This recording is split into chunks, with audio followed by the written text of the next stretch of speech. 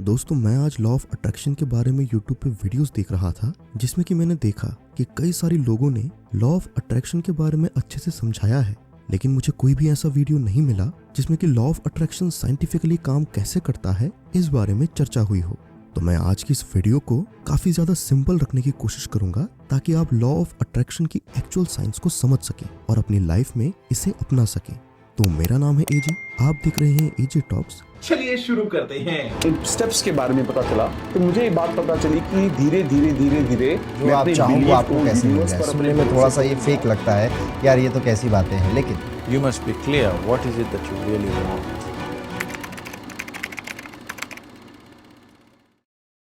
क्या आपको पता है कि लॉ ऑफ अट्रैक्शन हमेशा काम करता रहता है, जैसे लॉ ऑफ ग्रेविटी काम करती है। जैसे अगर आप किसी भी चीज को छोड़ते हैं तो नॉर्मल सर्कमस्टांसेस के अंदर वो ऑब्वियसली नीचे ही गिरेगी, ना कि ऊपर की तरफ जाएगी।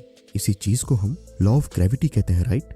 वेल, ठीक इसी तरीके से लॉ ऑफ अट्रैक्शन भी हमेशा काम करता रहता है, जिसे कि हम कॉन्शियसली ऑब्जर्व नहीं कर पाते हैं। लेकिन अब सवाल आता है कि आखिर ये लॉ कैसे काम करता है।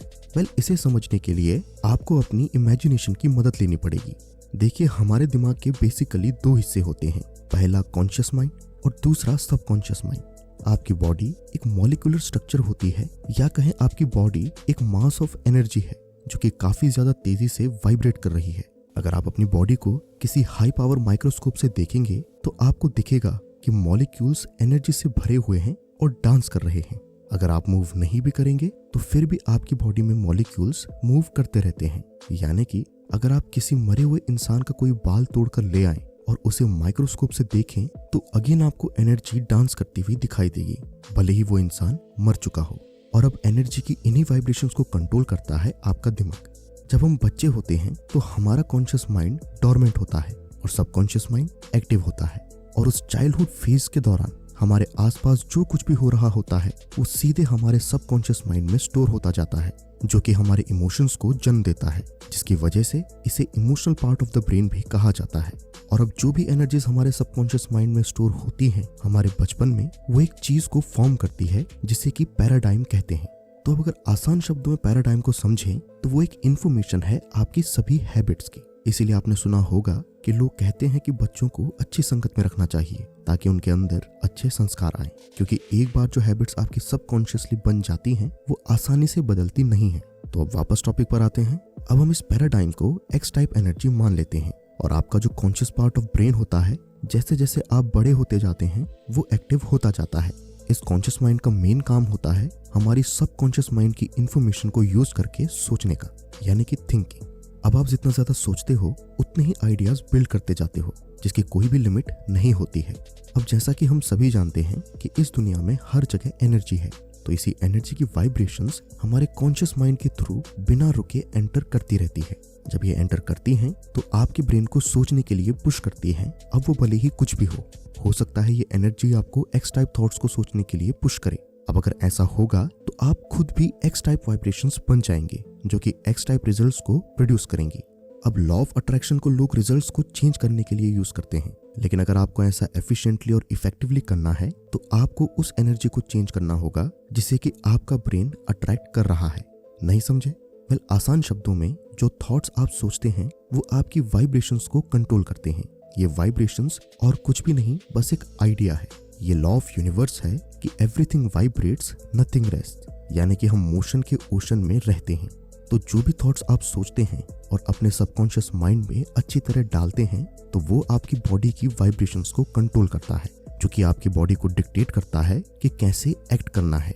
और साथ ही साथ ये इस बात को भी डिक्टेट करता है कि आप यूनिवर्स से कैसी एनर्जी फ्रीक्वेंसीज को अट्रैक्ट करेंगे, यानी कि आप हमेशा वही एनर्जी अट्रैक्ट करेंगे जो आपके साथ हार्मनी में है।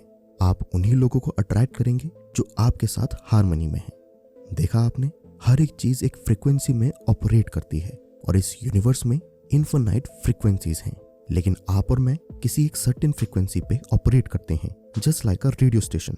And the only frequency you can attract is the frequency that you are in. तो जो भी आपकी वाइब्रेशंस को कंट्रोल कर रहा है वो है पैराडाइम। अब लोग लॉ ऑफ अट्रैक्शन को यूज करते समय सबसे बड़ी गलती यही करते हैं कि वो अपनी सोच बदलते हैं, लेकिन उससे कोई भी डिफरेंस क्रिएट नहीं होता है।